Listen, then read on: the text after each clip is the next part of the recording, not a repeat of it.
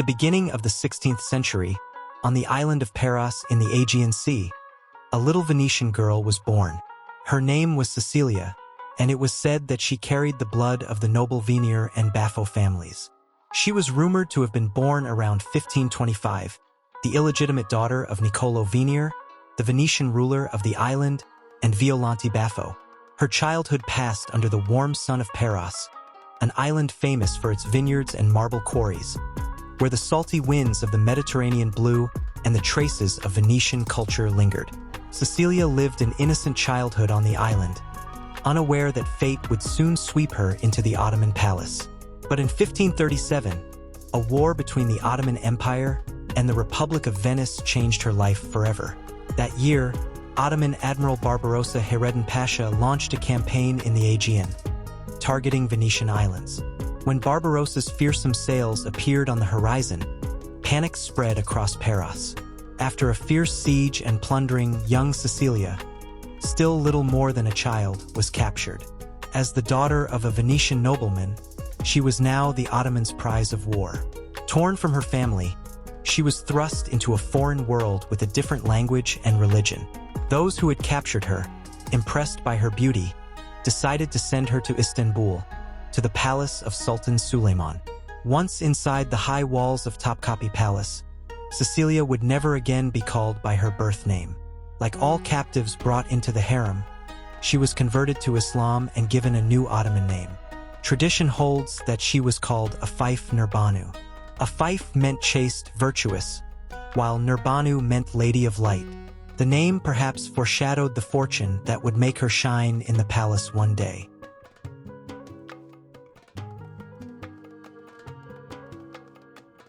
The young girl quickly learned Turkish, absorbed Islamic culture, and adapted to the strict etiquette of the palace.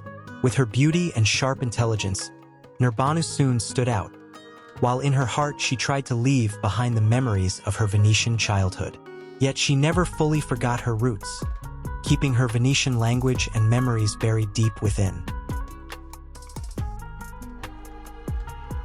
At this time, Harem Sultan, the powerful wife of Suleiman, ruled the harem with strict discipline and political acumen, making women an influential force in Ottoman affairs. The young Nurbanu learned much under Harem's shadow, absorbing her grace and political skills, unknowingly preparing for her own rise to power. Nurbanu's journey in the Ottoman palace began during the height of Harem Sultan's influence.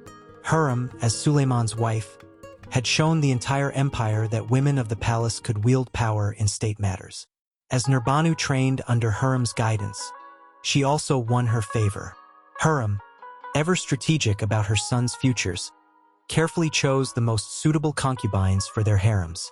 It was during this period that Nurbanu caught Harem's attention as a talented and obedient young woman.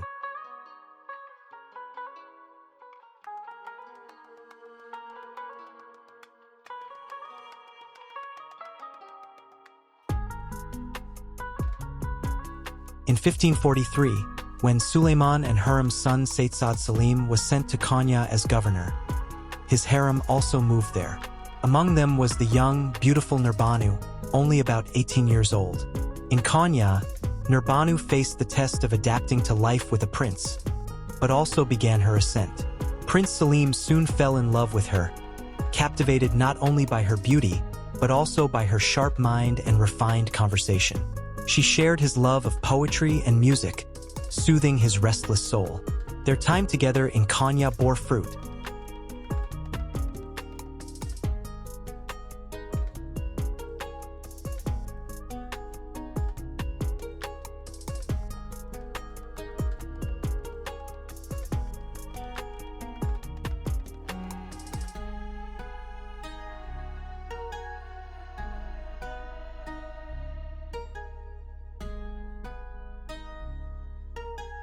Nurbanu became pregnant with Selim's first child. Around 1544, she gave birth to a daughter, the prince's firstborn. Harem Sultan, delighted at her first grandchild, increased her support for Nurbanu. Motherhood strengthened Nurbanu's position. She was no longer just a concubine, but the mother of the prince's children.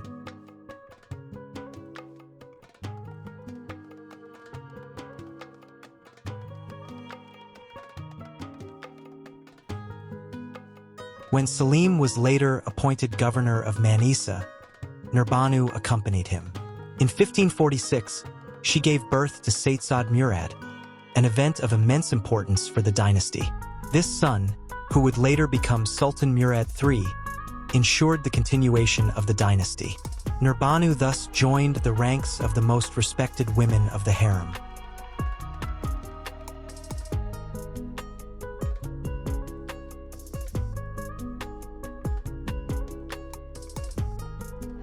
Over time, she bore Selim more children, 3 daughters,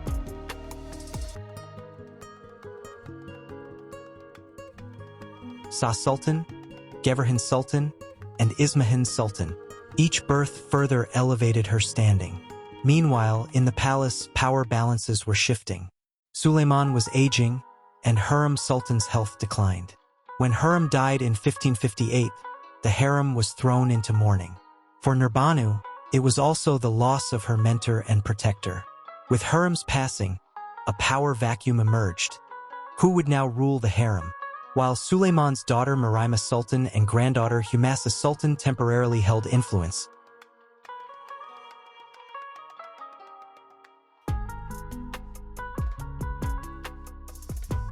the real struggle soon emerged between Suleiman's sons, Selim and Bayezid. The rivalry divided the palace, and Nurbanu threw her support behind Selim. Using diplomacy skills she had learned from Hurrem, she maneuvered cleverly, sometimes even reaching out to her native Venice. In 1559, during Selim's battle against Bayezid, it is said that Nurbanu's Venetian heritage was used as a political card, and secret contacts were made with Venice for support. Ultimately, Bayezid was defeated, and Selim secured his father's favor, thanks in part to Nurbanu's behind-the-scenes efforts.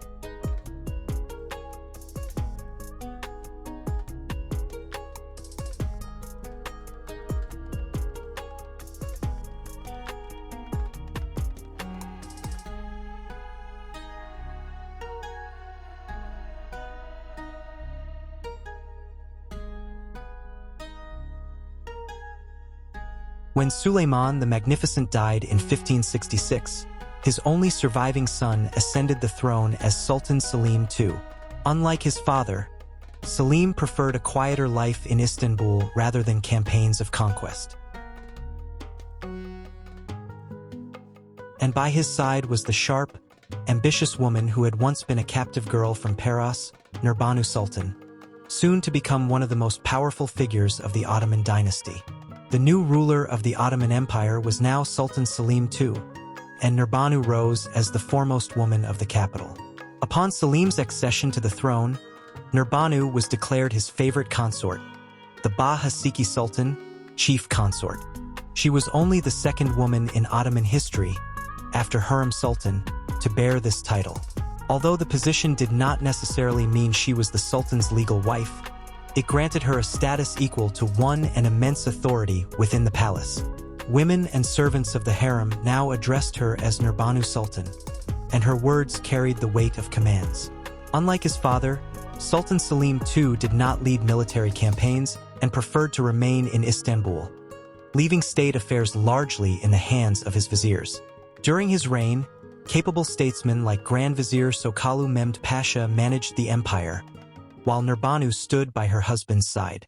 With her palace experience and intelligence, she advised him on crucial matters. Whether Selim and Nurbanu were officially married remains a debated question among historians. Some sources, however, suggest that Selim, like his father before him, married his beloved consort, thus making her his legitimate wife. If true, this elevated Nurbanu to the recognized position of a sultan's consort. The honorific Sultan, given to her during Selim's reign, affirms this legitimacy. As Haseki Sultan, Nurbanu became the absolute administrator of the harem. In the chambers once ruled by Hurrem Sultan, her voice now resonated. She oversaw the education of young concubines, preserved palace traditions, and regulated the private life of the Sultan. The women of the harem quickly adapted to her fair yet cautious rule. Nurbanu balanced her role as a nurturing mother with that of a disciplined administrator. No concubine from the far corners of the empire could approach the Sultan without passing through Nurbanu's scrutiny. In many ways, she was the barrier and the bridge between Selim and the rest of the harem women. But Nurbanu's influence was not limited to palace life. She gradually extended her hand into state affairs. Owing to her Venetian origins, she occupied a unique position in mediating relations with her native republic. During the Ottoman-Venetian War of 1570 to 1573, her heart was torn in two. On one side, the Venetian Republic of her birth, and on the other, the Ottoman Empire to which her destiny was now bound. When Selim declared war to capture Cyprus, Nurbanu reportedly greeted the decision with unease. Her homeland had become the target of the empire she now served. This inner turmoil must have shaken her deeply, but her loyalty to her husband and her adopted state came before all else. Throughout the war, Nurbanu remained in the background, yet she shared her knowledge and intuition about Venice with Selim, perhaps seeking to reduce needless bloodshed. The conquest of Cyprus and the subsequent destruction of the Ottoman fleet by the Holy League at Lepanto in a body marked key events of Selim's reign. When the devastating news of Lepanto reached the palace, Selim was stricken with grief. Nurbanu was by his side, trying to console him. Grand Vizier Sokalu Mehmed Pasha famously remarked, "We have cut off their arm, but they have only shaved our beard. A beard will grow back thicker, but an arm will not." Nurbanu reportedly approved of these words, reinforcing her husband's morale. Indeed, within a short time, the Ottoman fleet was rebuilt, and the empire's prestige restored. During those troubled nights in the palace, attendants and concubines gathered around Nurbanu, finding solace in her calming words. But Selim's reign was short-lived. In the cold December of 1574, the Sultan suddenly fell ill in Topkapi Palace.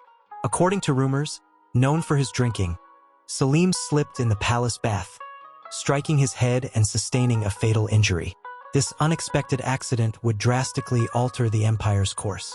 As Selim's condition worsened, Nurbanu rushed to his side.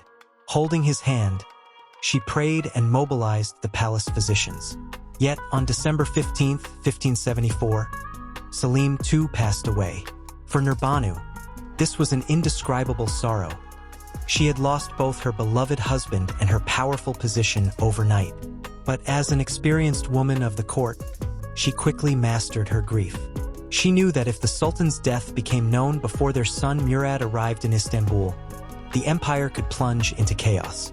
With only hours left before she would become Valide Sultan, the mother of the Sultan, Nurbanu made a critical decision, driven by both maternal love and political foresight. She ordered the palace eunuchs, trusted concubines, and chief treasurers to maintain absolute secrecy.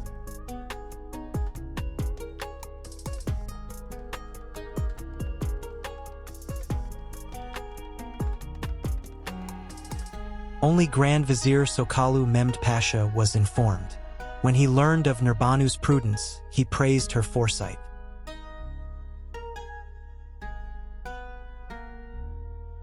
The Sultan's body was discreetly placed in the palace icehouse, preserved in the winter cold until the new Sultan's arrival.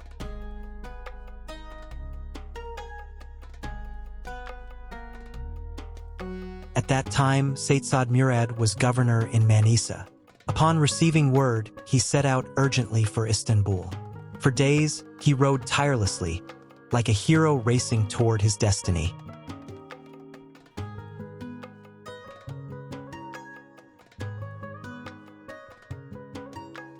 Meanwhile, in the capital, no one knew of the Sultan's death. The palace gates remained shut, and the public was told only that Selim was ill. When Murad finally arrived, 12 days had passed. Only then was Selim's death officially announced. On December 22, 1574, as funeral preparations were underway, Said Murad ascended the throne. In accordance with Ottoman tradition, he girded the sword of Osman and received the allegiance of the state dignitaries. Behind the scenes, Nurbanu whispered prayers for her son. She was now Valide Sultan,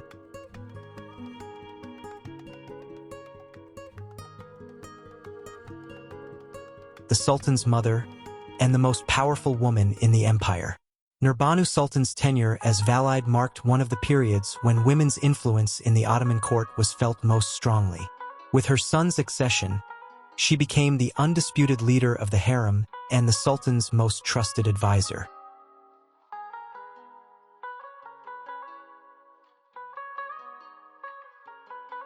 Though the title of Valide Sultan had existed before, under Murad, it gained unprecedented prestige. Official correspondence and documents referred to her as Valide Sultan or Attic Valide Sultan, First Valide Sultan. For the first time, the role of the Sultan's mother emerged as a recognized and powerful institution in the Ottoman state. Sultan Murad III's devotion and respect toward his mother elevated the influence of the Valide Sultan to an unprecedented level. The imperial harem had now become an active institution in the governance of the state. For Nurbanu Sultan held authority over the protection of the dynasty, the daily administration of the harem, and every detail of palace life. As Valide Sultan, Nurbanu became one of the most powerful figures behind the scenes of her son's reign. In the court protocol, she was second only to the Sultan himself, regarded by the state dignitaries as a respected queen mother. With a daily allowance of 2,000 aki, she was the wealthiest and most generous woman of the dynasty. This immense income was not merely for her personal grandeur. Nurbanu often used it to reward statesmen, fund charitable works, or perform gestures of diplomacy. For example, she would send gifts to celebrate the success of a vizier or offer presents to please a foreign ambassador. In palace meetings, eunuchs would often speak on behalf of the Valide Sultan. Murad III valued his mother's counsel in matters of state. Although the young sultan did not consult her on every detail, Nurbanu's guidance always had a place in his mind. She preferred to remain in the background with humility, acting as the power in the shadows. For her true wish was to see her son as a just and capable ruler. As if to say, "My duty is not to rule the state, but to raise my son," she offered him constant advice to help him govern wisely. In practice, it became difficult to take critical decisions in imperial governance without the Valide Sultan's approval. Grand Vizier Sokalu Mehmed Pasha, like many statesmen, understood the importance of earning Nurbanu's friendship and support. Just as he had worked with her during Selim II's reign, Sokalu maintained a cooperative relationship with her during Murad's early years. Together, they acted like two pillars of the empire. While Sokalu issued decrees and organized campaigns in the Sultan's name, Nurbanu preserved balance within the palace and ensured the continuity of the dynasty.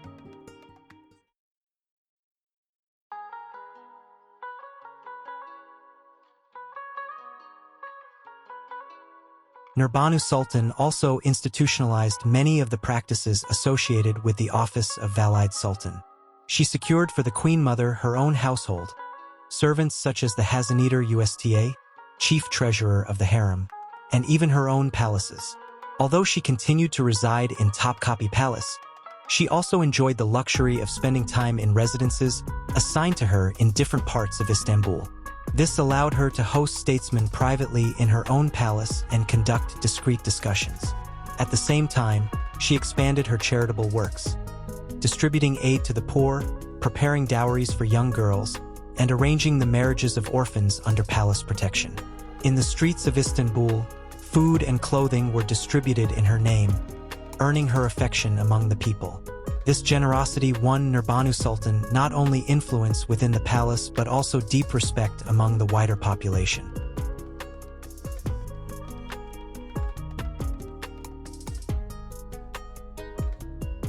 Her power within the Ottoman court soon extended to international politics.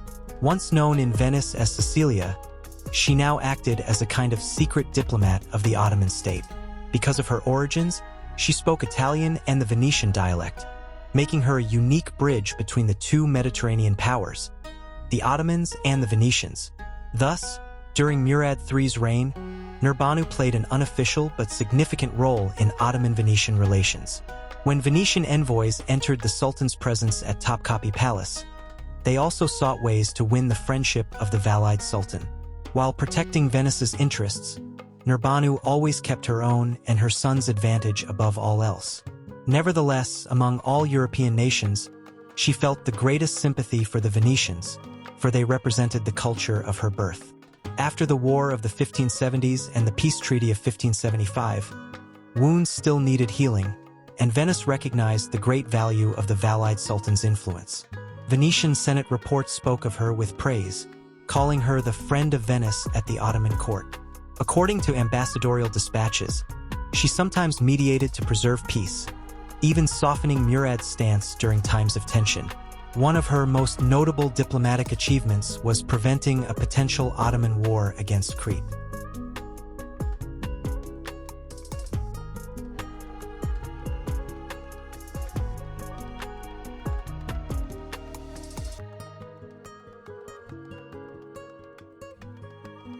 In the late 16th century, the Ottomans cast their eyes on Crete, Venice's last major island in the Mediterranean.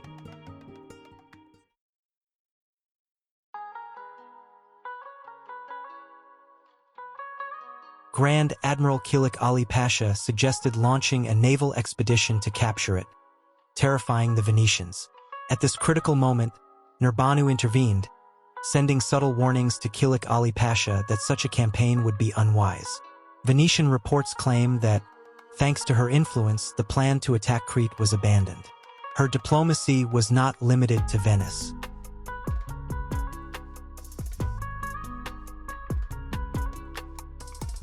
Nurbanu also corresponded with Catherine de' Medici, Queen of France, exchanging letters filled with messages of friendship.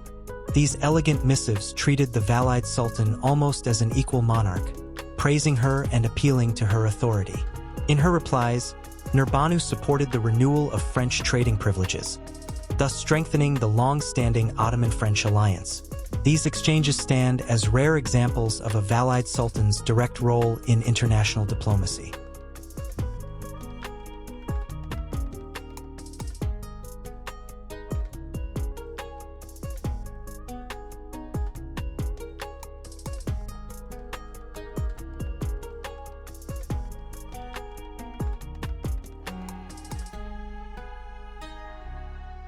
Since she could not engage directly with the outside world, Nurbanu relied on intermediaries known as Kiras. Among them, the most trusted was Esther Handali, a Jewish woman who supplied the palace with luxury goods and became her confidant. Esther secretly carried Nurbanu's letters and brought her news from abroad, enabling the Valide Sultan to stay informed about European affairs.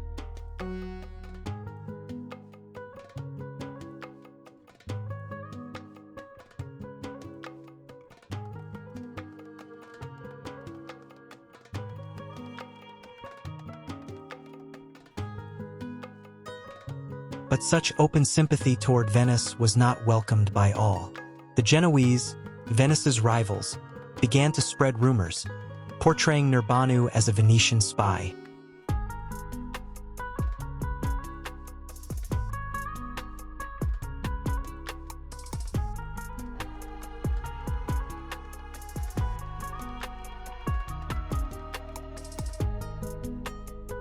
Some even accused her of being of Jewish origin, a slander likely fueled by her close ties with Esther Handali and her financial dealings with Joseph Nasi, the influential Jewish Ottoman courtier. Joseph Nasi, a Jewish banker of great influence in the Ottoman Empire and Duke of Naxos, shared common financial interests with Nurbanu Sultan. The Genoese, however, exploited this network of relations, whispering behind the Valide Sultan's back that she was a Jewish convert. Nurbanu Sultan paid no heed to such rumors and continued her work. Yet toward the end of 1583, when she suddenly fell ill, Genoese-aligned circles seized the opportunity. News spread that the Valide Sultan had been poisoned. Some even went so far as to claim that she had been poisoned by a Genoese agent. Although Nurbanu Sultan was the ultimate authority in the palace's inner affairs, it would be wrong to say that rivalry within the harem had been entirely eliminated. There were always those seeking influence and power in the palace. Her greatest rival was undoubtedly her son's favorite consort, Safiye Sultan.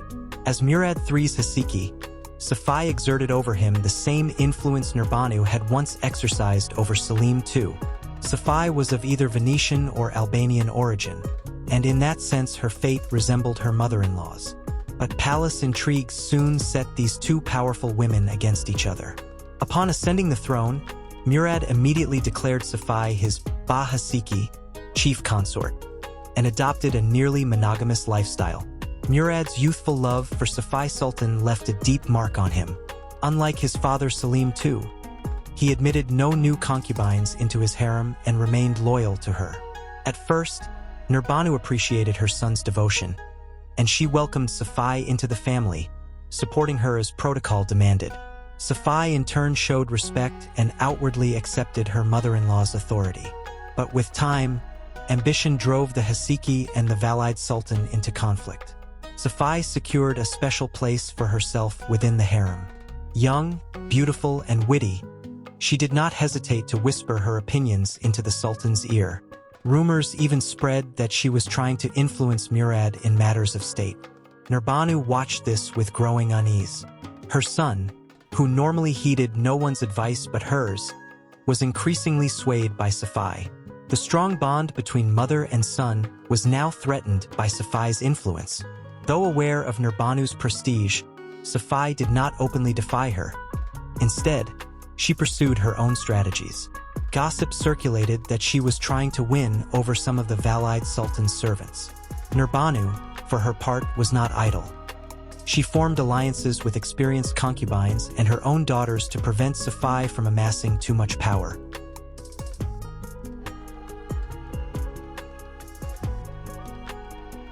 By the early 1580s, the rivalry resembled a chess match.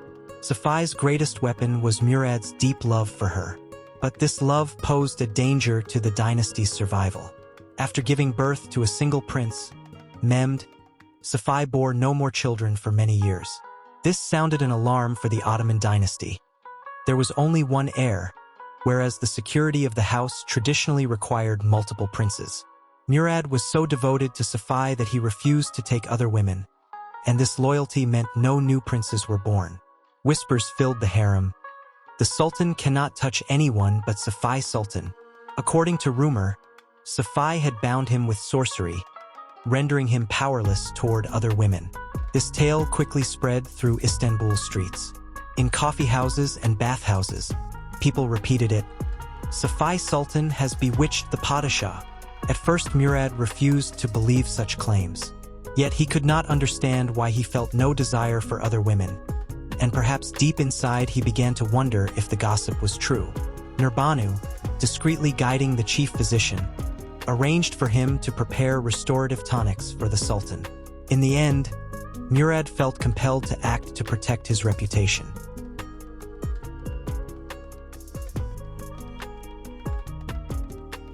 He exiled Safiye Sultan to the old palace. As she departed in tears, Nurbanu claimed victory. She had managed to distance her son from the woman he loved. New concubines were soon presented to the Sultan. Before long, fresh beauties entered his harem. This proved fruitful for the dynasty.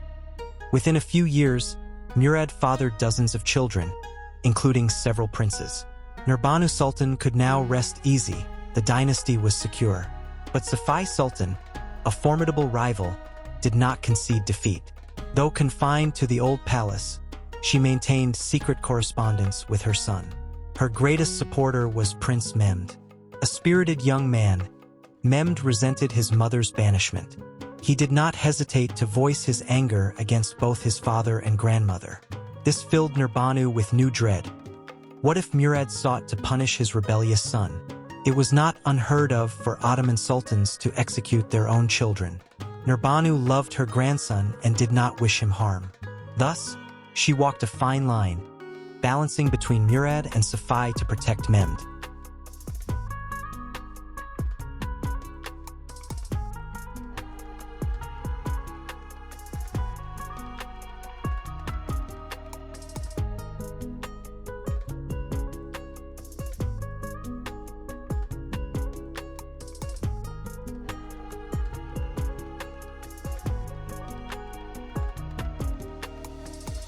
In the summer of 1582, Istanbul witnessed a magnificent festival. Sultan Murad held the circumcision ceremony of his sons. Prince Mehmed and his younger brothers were celebrated in a spectacular festivity lasting 50 days and nights. From the palace windows, Nurbanu discreetly watched her grandson's joy. But soon after, a scandal within the harem once again tested her authority. According to rumor, Prince Mehmed, emboldened by his coming of age during the festivities, fell in love with a young concubine from Nurbanu's household. Yet the harem girls belonged to the Sultan. For a prince to engage with one was forbidden. Worse still, the young woman became pregnant. When the news reached Nurbanu Sultan, her world collapsed. If Murad learned of this illicit affair, both Mehmed and the girl would face death. Without hesitation, Nurbanu made a bitter choice. To protect her grandson, she would sacrifice the girl. She ordered one of her trusted eunuchs to have the young concubine quietly strangled. No one ever learned of the poor girl's fate. Her name vanished into silence. For perhaps the first time in her life, Nurbanu resorted to such a harsh and merciless measure, all to shield the grandson she loved. Unaware of his grandmother's grim deed, Mehmed narrowly escaped scandal. The Valide Sultan buried the matter in sorrowful secrecy, and Murad suspected nothing. In time, relations between father and son improved, and Murad forgave him. By 1583, however, Nurbanu was aged and weary.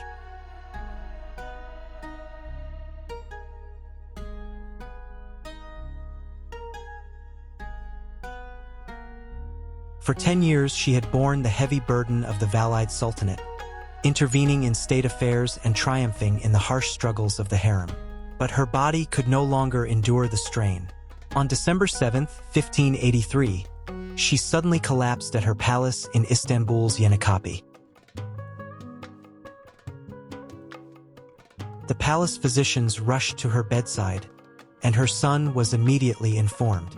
When Sultan Murad III arrived at his mother's side, Nurbanu Sultan was taking her final breaths. The Sultan held the hand of his Valide Sultan, reciting the Quran through his tears. A silent farewell was shared between mother and son. Nurbanu Sultan, at around 68 years of age, passed away peacefully. This news plunged the palace into deep mourning. For 10 years, the women of the harem and the attendants had lived under the protective shadow of the Valide Sultan, and now they felt as though they had lost their guardian angel. Nurbanu Sultan's funeral was conducted with a state ceremony. Sultan Murad III personally walked at the very front of the funeral procession. Until that day, no Ottoman sultan had ever appeared publicly at a woman's funeral. Yet Murad, moved by his love for his mother, set aside protocol. Wearing a black mourning robe, he walked behind the coffin all the way to the Fatih Mosque, where he joined the congregation for the funeral prayer. This sight deeply moved the people of Istanbul. The Fatih Mosque, one of the city's largest, was chosen for the service, allowing the people to pay their final respects to the powerful Valide Sultan. After the prayer, Nurbanu Sultan's body was taken, as per her will, to the tomb of her husband, Sultan Selim II, in Hagia Sophia. Her interment in this grand mausoleum in the Hagia Sophia courtyard marked a historic first. Never before had the wife of a sultan been buried alongside her husband. This was a profound symbol of Murad's respect and devotion to his mother. Within the marble-pillared mausoleum, beside the sarcophagus of Sultan Selim II, Nurbanu Sultan's own sarcophagus was placed. As daylight streamed inside, the silver-embroidered funeral pall shimmered upon the marble, whispering the memory of an era to those who came to visit. In conclusion, the life of Nurbanu Sultan was the story of a powerful and colorful figure whose influence extended far beyond the harem, shaping the governance of the empire itself. Born as the daughter of a Venetian noblewoman and rising to the rank of mother of sultans, Nurbanu became a bridge between two worlds by the twists of fate. Though seemingly confined behind the golden cages of the palace, with her intelligence and determination she shaped both her own destiny and that of the empire. Through the charitable works she left behind, the legacy she built, and the son she raised, Nurbanu Sultan carved an indelible mark in Ottoman history. She remains, to this day, a name whispered beneath the domes of Topkapi Palace and a queen of light who rests eternally in the courtyard of Hagia Sophia.